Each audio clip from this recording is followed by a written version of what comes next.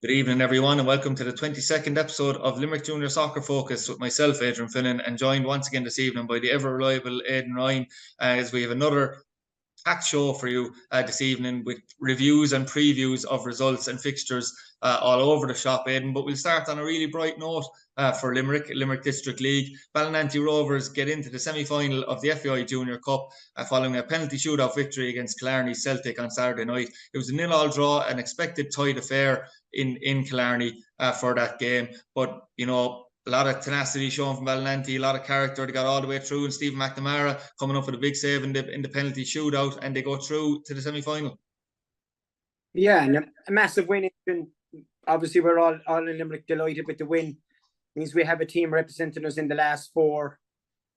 Tough task go down there. Killarney have a lot of experience in terms of this stage of the competition. They've been hitting the last 16 and the last 8 in the semi-final for the last 2 years, albeit they have been decimated in terms of the team and the squad, and we alluded to that last week. But Ballynanty found a way to win in the Aidan and Adrian. It's a sign of a good team. The counts I had of the game they weren't probably at their best, but you know, when you're playing these big games, you're not often at your best, are you? You know, there's so much at stake. There's so much tension there. Some fellas freeze on the night, but they found a way to win, albeit in penalties. They still got through it. Fantastic results. I'm sure everyone out Ballast side is delighted with that. Yeah, I know from speaking briefly with Derek Bradish after the game, he did say that, you know, the management and players weren't overly happy with the performance. But as you said, really at this stage of the competition, Aidan, it doesn't really matter about performances. It's about actually getting into the next round and winning the competition. And I suppose, again, the backbone, as I spoke to with Dave Dunphy last week before the game, the backbone being the defence again, another clean sheet, Aidan, as well. And it really has, provided them with a real... I suppose, as I said, backbone to this team, you know, and provide them with a great chance now to go all the way. Yeah, and I'm not sure I don't think they've conceded a goal in this competition, Adrian. They definitely haven't conceded in the last 3 games anyway, that's for sure. No, it'd be interesting to see the early rounds. Must get the memory book out and see what exactly the earlier results were. But listen, they've been outstanding in this competition. There's no two ways about it. And they've had some tough away games, and they've come through them, and you're right. And we've alluded to that here all the time about keeping clean sheets in these big games, because it gives you the base to get through the games, even when you're not playing well. And by all accounts, they weren't at their best on Saturday evening. The accounts I've had 3 different accounts of the match, Adrian. I've spoken to someone from Ballynanty, I've spoken to someone from Killarney, and I've spoken to a neutral that was at the game, and they were all of the same vein. Very tight first half. Balla slightly on top, had a couple of half chances which they didn't take. First half and over the second half, Killarney certainly started to dominate. Balla probably had that little bit of luck we've been talking about, Adrian, that you need in these big games. By all accounts, Killarney hit the post and also missed a very, very scoreable chance. I think it was 8 or 9 yards out, and it was missed. But they came strong at the end, came strong in extra time, and I'm told 5 excellent penalties, very confidently taken, which is the sign of a good character in the team. So, listen, they did what they had to do to win. It's a fantastic victory. They can look forward now to a semi-final in a few weeks. I think it's the start of next month, isn't it? Yeah. So, something to look forward to. Tough game ahead of them, but gee, it's a great time, isn't it? It's a great time to be involved with Balla at the moment. Yeah, absolutely. You could see that by the joyous celebrations after the game. A lot of relief and joy between supporters, management, and the players. To be fair, after the game, and as you said, 5 very well taken penalties. I did see them actually in the video afterwards. Very, very well taken penalties, to be fair. And Steve McNamara is always good, as we saw maybe even 9 years ago for saves in a penalty shootout, and he came up trumps again. You mentioned it there, Aidan. They're going to be a tough semi-final. It was always going to be. The semi-finals are never easy. They're actually normally the most tense affairs of the whole lot. But they travel to Clare now and play Newmarket Celtic. I think Owen Hayes' goal was nearly going viral, actually, Aidan, around Twitter. An unbelievable pile driver strike, wasn't it? In their victory over Crumlin. It's like, you know as well as anyone from your battles with Janesborough with this Newmarket side, this is going to be incredibly tight. Would expect it to be so. We've spoken about Newmarket before, Adrian, just kind of one of those Cinderella teams that never quite get over the line. making last 8 and last 16 and a couple of semi-finals and in the Munster Junior, and that they just never seem to get over the line. A lot of talent out there. I saw them earlier on in the season a month ago there against Regional. I was very impressed with what I saw, I have to say. A lot of new youth in the team, but youth that's mature, Adrian. Good on the ball, know how to pass it, know how to narrow the pitch, know how to push on the pitch, know how to lengthen this when they have to. And a lot of experience there as well. Dave McCarthy, Owen Hayes, Stephen Kelly back in the squad, Adrian. Again, last weekend, came on as a sub.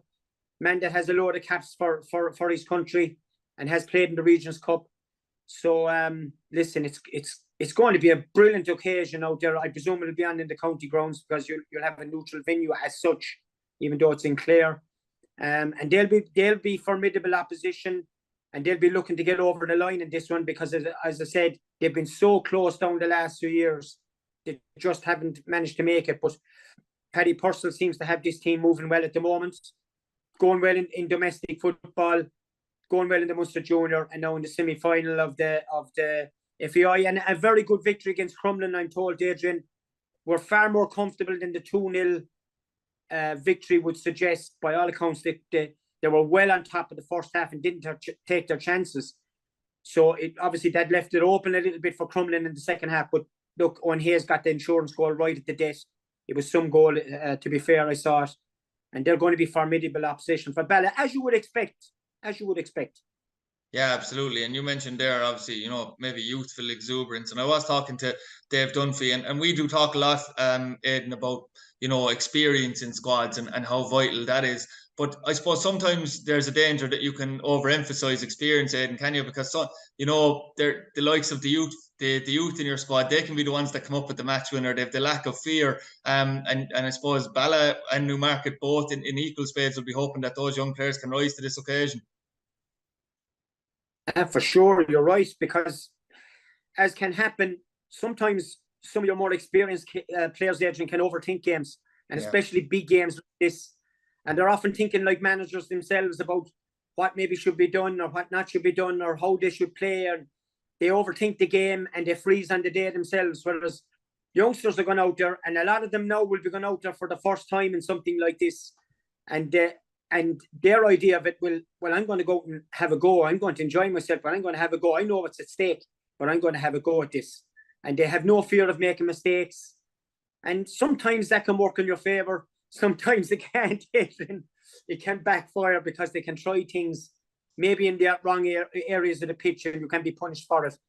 But look, Balla we've said it before, Balla have a lot of talent in that team, and it's about getting the very best out of that talent. And hopefully they'll be looking to get that in the semi-final, albeit they do have that base of that defence, Adrian, and we've been praising it all along, and they're going to need it, and they're going to need it the next step. They're going to need that defence to be as good and as tight as it was last Saturday. Yeah, absolutely. And the other semi-final sees Gorey Rangers and pit their wits against St. Michael's in Wexford. St. Michael's are really going to have to do it the hard way in terms of travelling, aren't they? They beat Buncrana Hearts, which was a great victory for St. Michael's, to be fair. Gorey Rangers beat Colga, so that'll take place as well on the same weekend, obviously. A real, I suppose, formidable last four, isn't it? Yeah, it'll be a smashing game, Adrian. I think it'll be a slight contrast in styles. Michael's like to play a lot of football. Gorey like to mix it a bit. But going down to Gorey, you'll have no fears for St. Michael's, Adrian. I know that from my own experience, having managed down there. Playing away from home makes no difference to Michael's, home or away. It's all the same with them. And they'll bring a massive following down there, Adrian. I'm told they had a huge following above in Donegal, even though the trip was massive. A lot of day trippers did decide to make the trip, and they did have a busload that went overnight. So it'll make no difference to them. It'll be an intriguing contest, no doubt about it. Michael's have been a little bit under the radar, Adrian, I think, for the last 10 or 12 months in terms of their development. They brought in a lot of young players into the squad. Still have a few old stages they're keeping them going, but again, a lot of youthful exuberance there. I was just saying there, I think Sean Gearns is back with St. Michael's now as well, isn't he? The former treaty man. Yeah, he's been signed for the last couple of weeks, but by all accounts, is cup tight, so won't be available for the FAI Junior Cup. But he'll be around the place as well, Adrian, an experienced player around the place helping those youngsters. And you can imagine the valuable experience he'll be giving them in the training sessions. So listen, another massive signing for them, obviously. Yeah, absolutely. And to move us on now from the FAI Junior Cup to the Lawson Cup action last weekend, you know, you Pike, Rovers, Region United and Fairview all coasted effectively heading into the last four of the competition. There was one surprise which we kind of, you know, we picked out as a very possible banana skin for the Premier side. In Munster Regional bowed out of the competition after losing 2-1 to Geraldines out in Munster on Sunday. Really good achievement for Geraldines, Aidan, to be in amongst the top four in the top five, four of the top five in the Premier Division, and Geraldines left in the competition, so they'd have been delighted with that. Yeah, brilliant victory for them. Going well in their own division, and listen, this is a nice distraction to have as well into the semi-final of the Lawson Cup. And it's not unknown, Adrian, for first division teams, you know, the odd first division team to make the last four and the odd one to make the final. Not so much in recent times, but certainly back in my era, there was plenty of times when first division teams caused shocks. I suppose we were looking at this game last week, Adrian, and we picked it out as a game that would be really tough for Munster, because Geraldines have been going well, have a lot of good footballers there. We've called out a few of them, like Adam Dorr and Young Conley up front, guys that can hurt you when they have the football, know where the goals is, can see the bigger picture on the pitch. So very good victory for them. And to come back after Munster had dominated by all accounts the second half, Munster got the equaliser late on, and then Dines to come back and get the winner says a lot about them, albeit I think it possibly was a set piece. I think it was second phase off a set piece. So great victory for them, and they're looking forward now to the semi-final. And it's been so far a very good season for Geraldines. There's no doubt about it. Very, very disappointing result for Munster, isn't it, Adrian? Given their league win recently, Richie would have been looking at this as another result, another game on the bounce, and a couple of games unbeaten again. And you know, to lose like that at home must be very disappointing for him. Yeah, they have. Obviously, we did mention the fact that Munster, you know, there has been a slight upturn in fortunes, you know, after Christmas. But it's the classic old, you know, team in form and team out of form, isn't it? Geraldines riding high, as you said, in Premier A. Munster down the bottom of Premier, and just seem to have that momentum, Geraldines, that got them over the line.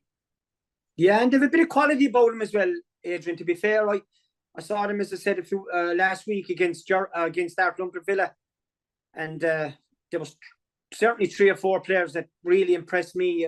The goalkeeper, by all accounts, his name is O'Brien. I hadn't come across him before. I thought he was Keane O'Brien. Yeah, I thought he was really good.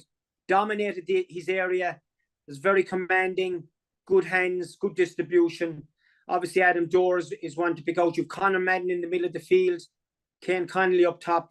And the Jack McGarry centre half, who I was very, very impressed with, I must say. Nice point to the team. They'll be a handful for whoever they meet. There's no doubt about that, if they're on their game. Yeah, absolutely. It'll be a very interesting tie, whoever they do meet in that. Speaking of the Lawson Cup, Aidan, the last of the quarterfinals to be decided, with Region United taking on Ashling Anacotty this weekend. Considering the league result only a couple of weeks ago between these sides, Sean Russell will be hoping for more of the same from his regional side, but John Lycett will surely accept nothing less than a real good response from his side now, both mentally and physically out there in terms of their energy. Yeah, regional on a great run at the moment, and their form has been excellent. And I saw from the team sheet there on Sunday that he gave plenty lads a run out during the game. I mean, he didn't have any. I don't think Shane Carmody was playing. Owen Duff wasn't playing. Mostavoy on the wing wasn't playing. I don't think Tom Frawley right full was playing. So, you know, there's a bit of strength and depth there for them, and obviously gave game time to some of the players. Good to see Ewan O'Brien getting a full run out and scoring. Kieran O'Connell coming up with his usual goal. Expected him to win out in Kilmallock, to be fair. Ashling should be a tougher game. We'd be expecting John Lycett to get the team up for the match. They have a TUI Cup final to look forward to, and we need to see that a big improvement in their performances, Adrian, if not their results, because the last couple of performances I've seen weren't up to scratch, especially their second half performances. And I've alluded to the fact that when they go a goal down, I'm not seeing a response from the team. And you need to see a bit more than that if you want to be progressing in these competitions and getting on the end of a trophy at the end of the season. Yeah, it certainly is the case. There's also a lot of important league action, Aidan, this weekend. Starting on Saturday night with 2 games. Fairview Rangers take on Nina. I suppose Nina, Aidan, you know, the one thing that they haven't been able to do this year is go on maybe a run of consistent wins. They have a really good chance now to make an unbelievable statement, considering they beat Ballynanty 1-0 last weekend. We'll say the weekend before last, should I say, in the league. You're going to the backyard of Fairview Rangers. I mean, if they were to manage to even get a draw out of this, Aidan, you know, I suppose we as neutrals would be delighted anyway, because me and you have said on numerous occasions that we wanted the likes of Nina and Regional to make an imprint. They have so far compared to last season. So, you know, it would be great to see a really competitive match here. Yeah, and I think they'll be going in with that attitude that they can get something out of the game. Really good result against Balla. That'll give them loads of confidence. It's also put them in a position, Adrian, where they're nicely tucked in behind Ashling and Regional in the league. So getting a result here would I think, even if they got a draw, would make them level with Ashling, wouldn't it? That's right. 22. And if they get a win, they're only 1 point behind Regional, yeah. Yeah, so there's a massive incentive for them to go in and get something out of the game.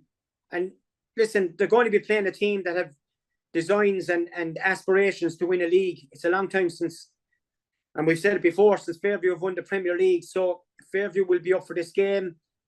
Had a nice run out on Sunday against Knockany, where again they were able to give players who wouldn't normally be getting maybe game time, plenty of game time. And they also came through the Munster Junior Cup game the week before. So they'll be looking to get 3 points out of this. Anything less won't be good enough for Fairview on Sunday now. You know, it just won't be good enough. So they'll be wanting the 3 points. Has the makings of a really good football match. And I think Nina gave Fairview a good game at the start of the season, Adrian, didn't they? Yes. Yeah, I know they didn't come on the right end of the result, but it was tight for long periods. Yeah, I think it was a very tight game out there in Brickfield. So we'll see what happens. You know, they'll be looking to get something out of it, Nina. There's no doubt about it. Hopefully, listen, this is what we want to see. We want to see our top 6 being competitive, and hopefully that'll be the case on Sunday.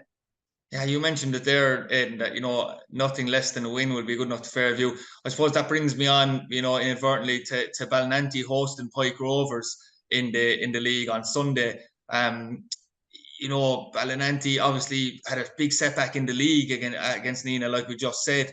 And you're looking at it, Aidan, going, you know, if you're a neutral looking at this, you're almost hoping, and I'm not saying this from our perspective, but you're almost hoping that Pike Rovers don't win and that the other 2 teams do win, because if Pike Rovers go and win and Fairview don't win, then you're looking at, like, there's a mountain to climb for Ballynanty and Fairview to get back in then.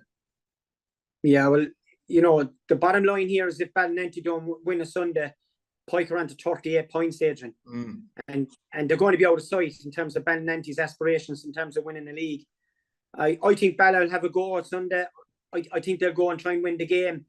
Now, even if they draw it, it's not the end of the world. It just keeps them in touch. But ideally, you need Balla winning it to have a realistic chance of overtaking Pike. Yeah, it'll be a fun enough fixture. I think, you know, the games between them have been close the last few matches. We'll wait and see what kind of a team Balla will put out, given their exertions on Saturday. Pike are coming into the game on great fittle again. You know, as expected, a good 5-0 win away from home in the Lawson Cup. All the main protagonists getting in on the act: Colin Daly, Shane Clark, Steve McGann.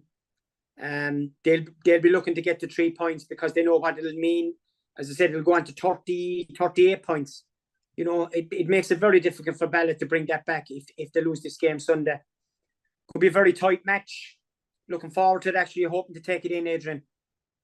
Yeah, it is a pivotal game, Aidan. I suppose I know you've made it clear, obviously, a few times in the past that you're not in agreement with the format, but would you agree with the fact that if you are a Fairview or a Ballynanty who are, you know, behind Pike by a few points right now at the moment, that the current format, you know, gives you more of a chance than, you know, it would have in the past, because, you know, you would be expecting Pike then to win all the games against the bottom half teams, whereas you have them twice and you know they have to play a Fairview, we'll say twice or what way it would be. So there is that more of a chance because you have a couple of 6-pointer games effectively with 6-point swings. There's absolutely no doubt about that, Adrian. The Premier League, in terms of the top 6, has become more competitive, especially with the top 3, I would say, and maybe 4. Now, we look, I've been advocating that I want the top 6 to be more competitive. That's what I've been advocating. Up to now, it's been the top 2 or 3, maybe 4, that have been reasonably competitive. And maybe you've had 2, maybe 3 teams that haven't been competitive. And they've been cut adrift in that top 6. And we need to see that changing. Now, there's no doubt about it. Balla win this game Sunday, they're back in with a shout of the league. Because they have to play Fairview a couple of times. They have to play Pike again. So, from that point of view, certainly the competition is very good that way. Balla loses, well, then maybe priorities change considerably. Yeah, it could be good night, Irene. There's no doubt about that. And no, we certainly don't want to be accused of a Ballynanty loving by any stretch of the imagination, Aidan, on the show. But when I was out last week, obviously at the training session in the build-up to the FAI game, funnily enough, obviously I expected everyone to be, really excited about the tie and, probably happy with the season considering the Munster Junior draw, which we also have to come on to soon. But the overarching feeling was that of regret that they didn't get a result against Nina to challenge in the league. And we always do say that, I suppose, the league is your bread and butter. I suppose I was slightly surprised at how downbeat some of the players were by the performance. But I suppose that's what comes with what you're trying to build in a winning dressing room. And I suppose the likes of Dave Dunphy won't be disappointed to see that either. Yeah, that's what you want to see as a manager. And I said before, I think this management team has set down a marker for this group of players to win trophies. I mean, if you're one of the top 3 or 4 teams in our league, well then, we expect you to be winning trophies and to show the ambition to win as many trophies as you can. And, the minute you get your first trophy on the board, it's fantastic. You have something in the bag. So it's all about winning trophies. And those players have shown an ambition this year. They've definitely upped their level. There's no doubt about that, this particular squad that they have available to them at the moment. Now, having said all that, Adrian, there's no trophy there yet. So the proof will be in the pudding as soon as results are in. They've got to go and win a bit like Roy Keane. Yeah, well, you got to go and win these games and attack these games. And at the end of the day, Adrian, they will be measured by silverware at the end of the year. When you're at Pike, Fairview, and as it is now Ballynanty, you will be measured by the trophies you have in the cabinet at the end of the year. That's what it's all about, is winning trophies. I've said to you before, and even from my own experience, that when you're at these clubs, you can't afford to be losing matches. It's not acceptable. And you've said there, you were talking to Dave Dunphy, and at the training session, you could see the downbeat mood of the players. It's not acceptable to be losing to Nina. With all due respect to Nina, it's not acceptable. You can't be doing it. You've got to win these matches, or at the very least, be picking up a point, as it was in that league game. And that's the mark of a squad that wants to win trophies. So, listen, we'll be measuring that at the end of the season. Have no doubt about that, Adrian. Oh, absolutely. I look forward to our end of season review, but plenty of action between now and then, that's for sure. I got a bit waylaid there, Aidan, because we were talking about the title race, but obviously there's a small matter of the relegation battle and the bottom 6 battle to finish at the top end of it. On Saturday night, you've Charleville taking on Janesborough. Now, I know Janesborough did beat Charleville in a friendly recently enough, Aidan, but it's very hard to measure anything off that. As you said, because you don't know who was there, or we don't know what teams were out for that game, what type of motivation was there for that game. Look, you've I suppose hit the nail on the head in some ways recently when you've talked about the pressure being on Janesborough, because Shane O'Hanlon and his players are going to have to pull something out of the bag. I suppose no better place to start than Charleville. Charleville bounced back after a pretty dismal week last week with a victory against Kuna. A spirited enough display, scored a lot of goals like we expect from Charleville from time to time. But I suppose all the pressure's on Janesborough here. Absolutely, all the pressure's on Janesborough. Listen, I've said before, they're running out of games, Adrian. You got to start picking up 3 points. They close that gap to, as it is now, Kuna. So it's vital that they go out there and get 3 points on Saturday evening. But I wouldn't be counting on it now, the way Charleville performed last Saturday evening. And what do I know about football, Adrian? I call it a 0-0 draw. So what do I at the end of the day? And these two teams disperse that and score 8 goals. Absolutely fantastic 3 points for Adam Castle and Charleville, Adrian. I saw the teams very strong 11 out for Charleville. Felt see Donald Connell came up with a couple of goals. Shane Dillon pitching in, and a lad I've mentioned before, Owen Clifford, who I've seen once or twice and who's a decent player, also getting on the score sheet. Very disappointing result for Kuna, Adrian. And I go back to that old point again, just conceding too many goals. And that was very disappointing to see them concede 5, albeit away from home. I know the squad was decimated. No Jermiles, no O'Neill, no Gordon McKevitt, no Ronan Lynch. 1 or 2 others out as well. But do you know what, Adrian? They still had a strong 11 out. Still had James in goal, James Stafford in goal. Still had the back 4, Andrew Layden, Niall Earls, the 2 centre halves, Luke Doherty right full, in Considine left full, which has been the back 5 for the last few matches. So when you look at that, it's a very well merited result by Charleville. Takes them on to 23 points. That's right, level with Crewe Park, yeah. Yeah, and you know what now, Adrian, you're looking at those two and you're saying, listen, they're grand. Another result, even if they need it, another result will certainly do those two.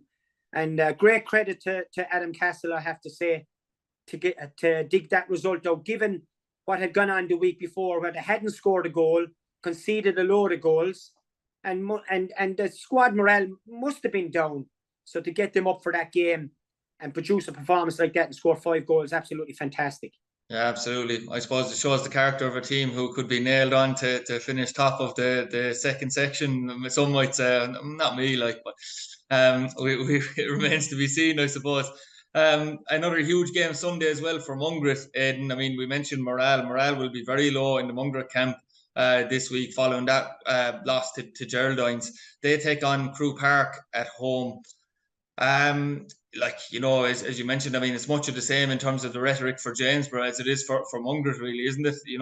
Much of the same talk, running out of games, playing at home. I mean, it's a must win, really, isn't it? It is, yeah. We're going down to that territory now, Adrian. It's the same as it would be for Jamesborough. We're going to that territory where you have to win your matches. Huge especially game for them. Yeah, I'm just going to say that. They're at home. Absolutely massive match for them. So Richie needs to get the troops together and get a lot more out of them. Certainly. Now, listen, they were very competitive by all accounts last Sunday, but they lost the match. You've lost the game. So he needs to get them competitive again this Sunday, but make sure they win the match. Now, they're meeting a team that have been doing well the last couple of weeks and pulled out results when they needed to. And, I've said before that if Crewe get ahead of you, they'll know how to manage a 1-0 or a 2-0. They'll know how to see it out. So very important that Mungret take the initiative here, seeking to get ahead and manage the game well themselves to pick up the 3 points. Because if Crewe Park get their 11 out that they have been getting out the last few games, they're going to be a handful. Make no mistake about it. And if they go ahead, they'll be very, very hard to peg back. And after this weekend, Adrian, you're down a game less. If Jamesborough and Mungret aren't picking up points this weekend, they're in real trouble. Absolutely, no doubt about it. Absolutely. I suppose just to look at Crewe Park, especially from my own experience, Aidan, as well. You mentioned Crewe have been on an upward curve. They have had some very good results, to be fair. And I do know that Mungret have had their troubles against Crewe in the past as well. Early on the season, I think Crewe won 2-1 in Mungret as well with a late penalty, I think, if I'm not mistaken. I'm sure Richie will tell me if I'm wrong anyway. But you'd have if you look at from my own experience of being down, unfortunately, in relegation battles and playing teams that maybe would think they're safe. The motivation maybe isn't there as much as it is for you. The hunger needs to be like Mungret need to want this game more than Crewe Park, and there's something wrong if they don't really. Yeah, they need to show a huge hunger for it. There's a problem with that hunger as well, though, Adrian, in that it can manifest itself in the wrong way in terms of tension. And we've spoken about maybe senior players overthinking big, huge cup games. The same thing can happen in these relegation, and what is a relegation battle. You can overthink games too much. you can come onto the pitch with a lot of tension in your legs and not perform as you would like. So listen, that's up to the management team and Richie to make sure that these players are going out in the right frame of mind, that they're well organised, that they have their homework done, and they know how they're set up and how they want to play and how they're going to approach the 90 minutes and how they're going to manage the game. Listen, it is the proverbial 6-pointer for Munster. There's no doubt about that. I think Crew Park, as I said, are safe. I think they'll come out in a very relaxed mindset, and sometimes that can work. That can have the opposite effect. It can be dangerous for Munsters as well, Adrian, because there's a lot of talent in that Crew Park team. Obviously, I've questioned their fitness levels and all that, but there's a lot of talent in that team. Yeah. And fellas can try things that they wouldn't normally try, and they can come off, and all of a sudden you can be hurt over it. Yeah, absolutely. I suppose when you were talking about tension for the likes of James Munster, I suppose if their managers might be tearing their hair out if they were looking at this podcast for us talking about must-win games, last case scenarios. But that's probably the reality of the situation for those sides. I suppose on a last note, Aidan, we have the Munster Junior draw, which happened very shortly after we recorded our podcast last week, but certainly noteworthy to speak about for us as well. To look at the 3 Limerick sides, we were delighted to see that they all avoided each other. It's the first time in a while I can remember, especially in a quarter-final, that happening. But Peak Villa are hosting Fairview Rangers. We've seen Peak Villa obviously beat Pike Rovers. Was that in the FAI, Aidan, I think, earlier on in the season? So we know that they have the credibility and the wherewithal to win these games. So Fairview travel there to Tipperary to take Peak Villa. Regional will take on Avondale, who beat Nina in the last round at Dora Doyle, and College Corinthians take on Ballynanty. I suppose who would be the most unhappy and who would be the happiest out of that draw, Aidan? Well, the tougher side of the draw looks the Fairview side, doesn't it? You know, Peak Villa will be a tough task for them. They're at home. Now, the only thing I would say about Peak Villa is that they went down and had that brilliant victory against Pike in the FAI, Adrian. Had a home draw against a decimated Killarney team and lost 1-0. You know, when it came to the punch, they didn't produce. So Fairview certainly be looking at that. Really tough tie for them. And then after that, you get through that, you have to meet the winners of Ferrybank and Newmarket. Ferrybank, real steady Waterford team. Obviously, we've seen what Newmarket can do. Regional got a home draw, which is fantastic for them against Avondale, and no doubt they'll be giving Nina a buzz to see what the story is with Avondale after Avondale coming through the game against Nina. I think Balla got a very good draw. College Corinthians away. And then obviously the winners of regional and Avondale. I'm expecting the 3 Limerick teams to come through it, Adrian.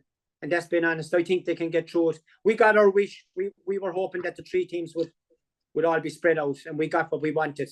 We want to see 3 Limerick teams in this, and we should have 3 Limerick teams in this. You know, we have the power and the quality squads that we should have. We should expect 3 teams in the semi-finals. Yeah, absolutely. It would be a bumper weekend in Limerick, wouldn't it, if we managed to get 3 teams into the semi-final? Absolutely fantastic. There'd be a massive buzz around the city with 3 teams in the last 4, and I think we've a great chance of doing it. You'll be looking at those fixtures, Adrian, and you'll probably say certainly Fairview would have the toughest tie, wouldn't you? Yeah. If Peak can, you know, like you've often said, putting the eggs in the one basket, and it's certainly that for Peak now.